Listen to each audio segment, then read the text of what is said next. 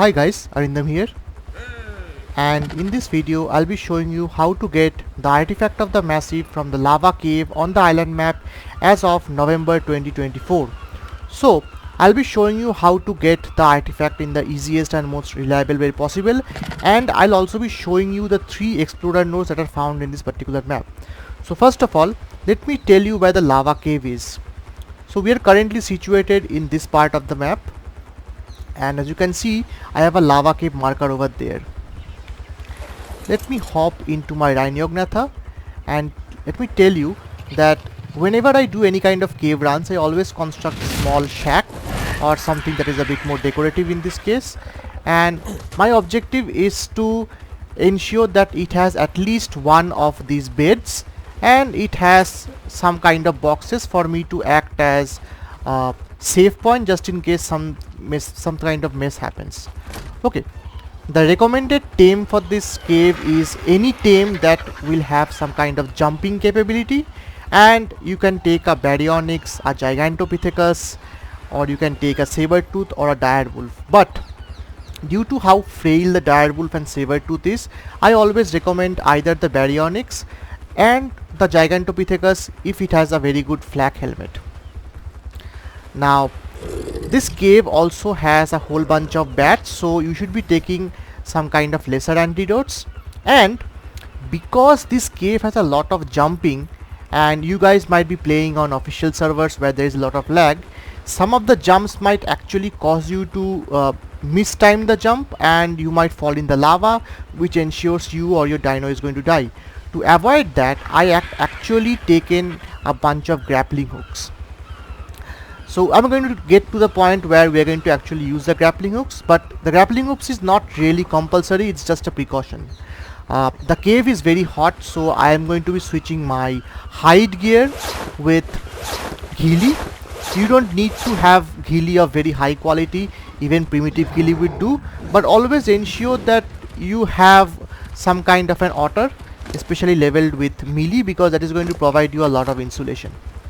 So with that being said, let's start. Okay, also one more thing, disable resource harvesting on your caving dino, and if it's a Baryonyx, push it up with all this fish meat. This will allow you to heal up and also not get encumbered. So from the beach we are going to take this route. It's not at all difficult to actually see, but here we have the location of the cave. Let me show you the GPS coordinates. So the GPS coordinates is 74.1 by 92.2. This is where the cave is. Now do not do this cave at night, especially after the time is 21:30, because Megalosaurus actually spawns in this cave, and Megalosaurus generally wake up at night, so you don't want to get yourself in a position with a Megalosaurus, because those guys can actually capture you straight out of your mount and then kill you very easily. So till this point there is no problem. From this point onwards the bats kind of spawn.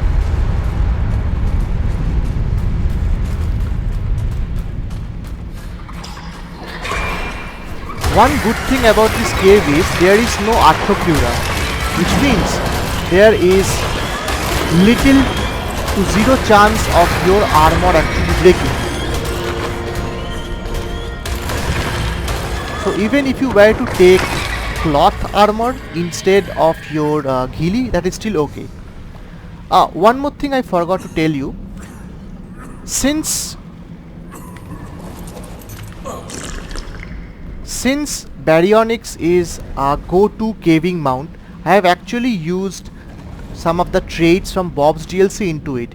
As you can see, the most important trait here is the vampiric trait, this one. The other ones are kind of like extra, they are not really required that much, but the vampiric trait can actually help you to mitigate some of the health lost by doing a lot of fighting. So from this point onwards you are going to take the right hand side completely. You don't really need to go into the left hand side. Here take the right hand side again. Generally a loot drop spawns in that location, and there is also some obsidian if I am not wrong, but we don't need to go there. Let me just power through this area.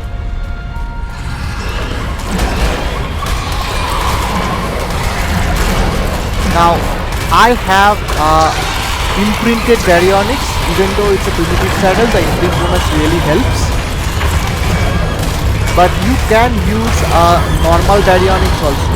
Just ensure that it has sufficient health and melee, and that you are not swarmed with too many enemies at the same time.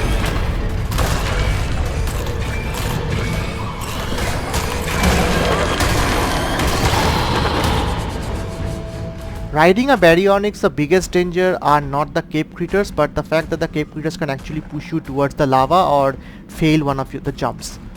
Okay, now this is the first of the jumps.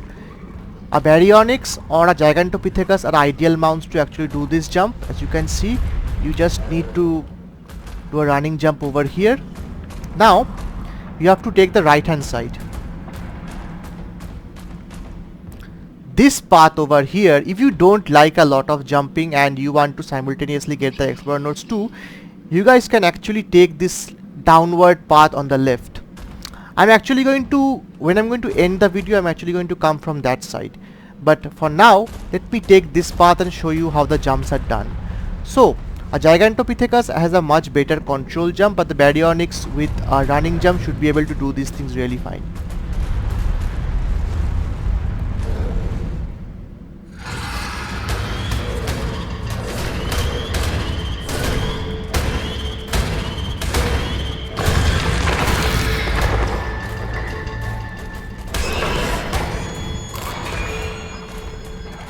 Don't really need to fight so much.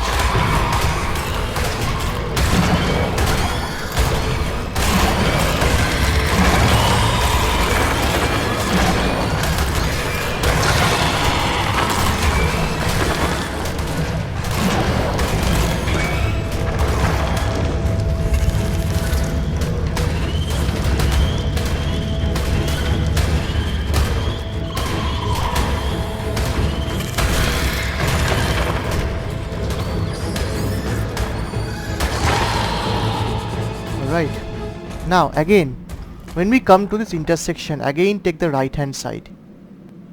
We're going to actually come to this intersection later on during our return journey, but for now take the right hand side, and here if you take the right, you see there's our artifact. But it just so happens that there are creatures that spawn on the other side. As you can see, there is probably a bat over there somewhere, or not. Anyway, creatures generally spawn on that side, and it is advisable to somehow use firearm or even a crossbow bolt to actually lure them to your side. Now there are two jumps, the first jump over here and the second jump over there. These two jumps can actually be tackled by the Baryonyx as well as the Gigantopithecus sort of easily, but I have observed that the return jumps are a bit more trickier, and there is a slight chance that you might actually not have sufficient jump height and you might fall into the lava. So even though I have done this jump a couple of times, I know that this jump is a bit risky, and on official there is lag, so I'm going to be doing this part with a good old fashioned grappling hook.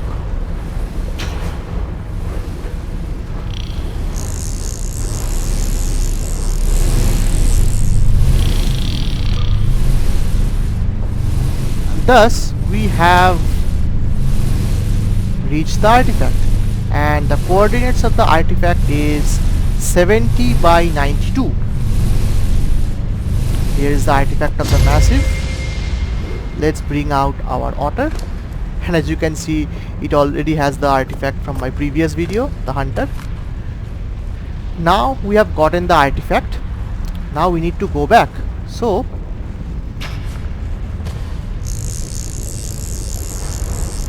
you can see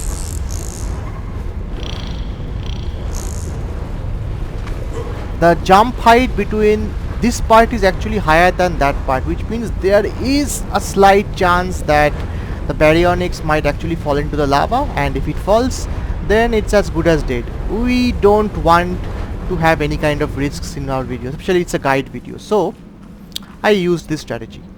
Now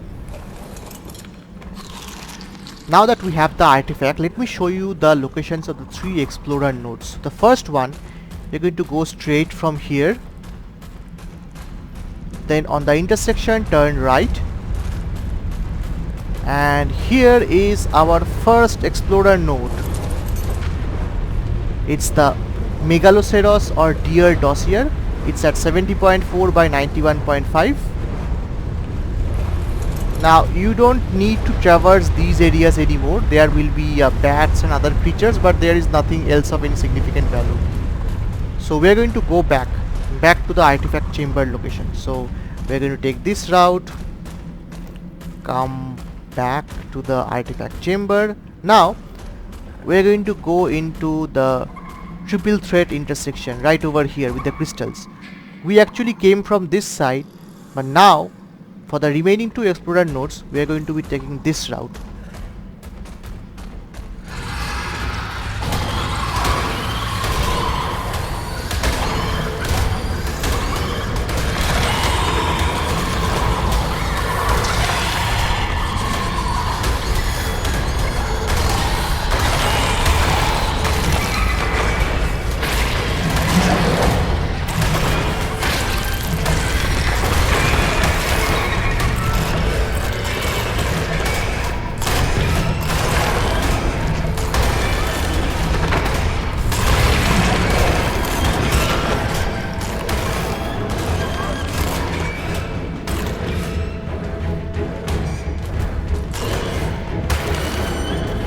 Okay, now in this chamber there are actually 2 artifacts, two explorer nodes. You actually can see both of them, but before I get to that, let me first take these creatures out.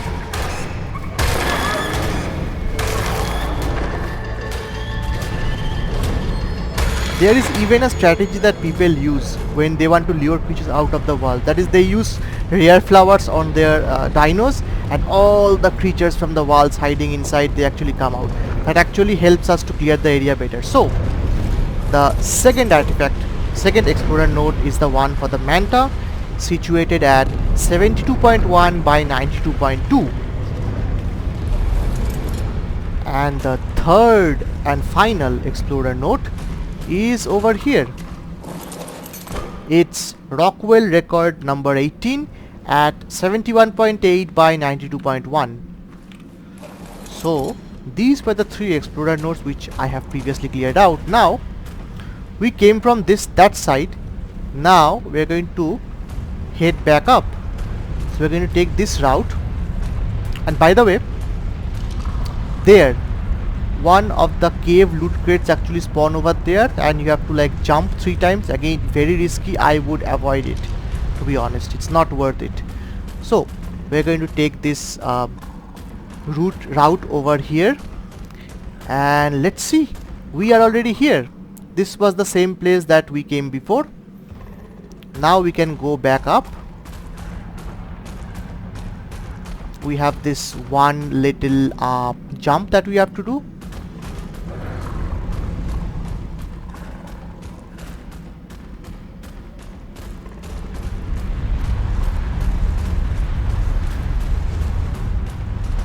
These parts are already cleared. Now, yeah, there is one of those cave loot drops over there. Okay, let me pick it up.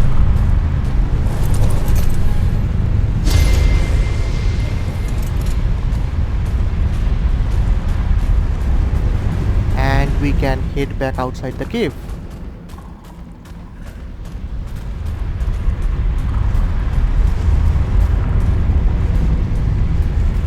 Now a lot of people say that the central cave is easier than this cave, but I actually disagree. I feel like the lack of arthropluras actually make this cave much more easier and relaxing for me. But the central cave has arthropluras, and it also has one small watered area with sarcos, and they kind of bother me. So yeah, we are outside the cave, and this area is relatively peaceful, and we are now close to our shack, beach, motel, whatever you can say.